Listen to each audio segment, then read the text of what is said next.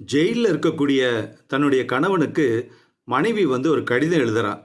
அது சிறைக்குள்ளே வந்து ஒரு சென்சார்லாம் ஆகி தான் அவங்ககிட்ட வருது. என்னங்க, இது மாதிரி நீங்கள் செய்யாத ஒரு தப்புக்காக கடுங்காவல் தண்டனை 5 வருஷம் கிடச்சி இப்போ ஜெயிலில் இருக்கீங்க. 2 குழந்தைகளை வச்சுக்கிட்டு நான் சாப்பாட்டுக்கு ரொம்ப கஷ்டப்படுறேங்க. எந்த வருமானமும் இல்லாமல் ரொம்ப கஷ்டமாக இருக்குது. குழந்தைகள்லாம் பட்டினி கிடக்குதுங்க.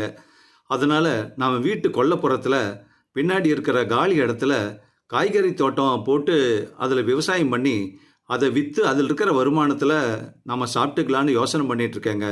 ஆனால் பின்னாடி அந்த கொல்லைப்புறம் பூரா பாறையாக கிடக்குது, ரொம்ப புதர் மண்டி கிடக்குது. அதனால் ஒரு பொக்கலைன் வச்சு அதெல்லாம் சுத்தம் பண்ணி அதை செய்யலாமா அப்படின்னு யோசனைங்க.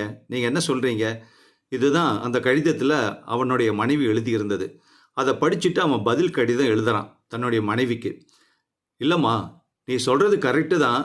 ஆனால் பின்னாடி தான் நான் கொள்ளையடித்த தங்க கட்டியெல்லாம் அந்த பின்னாடி கொல்லைப்புறத்தில் தான் புதைச்சி வச்சுருக்கேன். நீ வந்து மிஷினை வச்சு எல்லாம் சுத்தம் பண்ண ஆரம்பிச்சிங்கன்னா அது வெளியே வந்துடும். இன்னும் எனக்கு அதிகமான தண்டனை கிடைச்சிரும். அதனால் நீ அதை செய்யாத அப்படின்னு சொல்லிட்டு ஒரு கடிதம் பதில் போடுறான். அந்த கடிதத்தை அந்த சிறைச்சாலையில் இருக்கிறவங்க எல்லாம் வந்து, அதாவது மேலதிகாரிகளை வந்து எடிட் பண்ணி அதாவது படித்து பார்த்துட்டு அதுக்கப்புறம் தான் வந்து மனைவிக்கு அனுப்புகிறாங்க. அப்புறம் கொஞ்ச நாள் கழித்து, ஒரு 4-5 நாள் கழித்து அந்த மனைவிட்டு வந்து இன்னொரு கடிதம் வருது. இவன் அதை படிக்கிறான். என்னங்க, திடீர்னு நம்ம வீட்டுக்கு 4-5 பேர் பெரிய பொக்லைன் மிஷினோடு வந்தாங்க. கொல்லைப்புறத்துக்கு போய் எல்லாமே தோண்டி பார்த்துட்டாங்க. எல்லா பாறையும் எடுத்து தூர போட்டாங்க. அப்புறம் எல்லாம் அதை பார்த்துட்டு எல்லாமே நிலத்தையெல்லாம் வந்து சரிசமன் பண்ணிட்டாங்க, நல்லா சீரமைச்சிட்டாங்க. இப்போ நிலம் நல்லா சூப்பராக இருக்குங்க. அங்கே நான் விவசாயம் பண்ணிக்கிட்டுமா அப்படின்னு கேட்குறாங்க. கேட்டு அந்த கடிதம் வந்திருக்கு. அவன் என்ன பண்ணுறான், இன்னொரு பதில் கடிதம் மனைவிக்கு போடுறான். நீ சொல்கிறது சரிதாம்மா, ஆனால் வீட்டுக்கு வந்தது வேறு யாரும் இல்லை, போலீஸ் அதிகாரிங்க தான். நான் வந்து தங்கக்கட்டியை பதுக்கி வச்சுருக்கேன், அதில் ஒளிச்சு வச்சுருக்கேன், நான் எழுதுனேன் இல்லையா, அதெல்லாம் அவங்க படித்து பார்த்ததுக்கப்புறம் தான் உனக்கு லெட்டர் கொடுப்பாங்க. அதனால் அவங்க சந்தேகப்பட்டு அது எல்லாமே மிஷின் வச்சு எல்லாம் க்ளீன் பண்ணிட்டாங்க.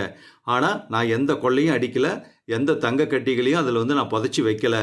அதனால் இப்போது நிலம் சீராயிடுச்சு. தாராளமாக நீ வந்து அதை வந்து விவசாயம் பண்ணி கறிகாயெல்லாம் வந்து நீ விவசாயம் பண்ணி உன்னோட பொழப்பை பார்த்துக்கோ.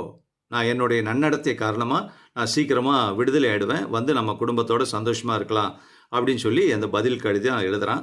அதை படித்து பார்த்துட்டு மனைவிக்கு அனுப்புகிறாங்க. அப்போ தான் போலீஸ் துறைக்கு வந்து தெரியுது, ஓ அவன் வந்து வேணும்னு தான் சொல்லியிருக்கான், அப்போ நல்ல ஆள் தான், தவறான முறையில் அவனுக்கு தண்டனை கிடைச்சிருச்சு. ஆனால் நம்ம ஒன்றும் செய்ய முடியாது, கிடைச்ச தண்டனையை அவன் அனுபவித்து தான் ஆகணும் அப்படிங்கிற மாதிரி அந்த போலீஸ் அதிகாரிகள் வந்து நினச்சிக்கிறாங்க. நன்றி.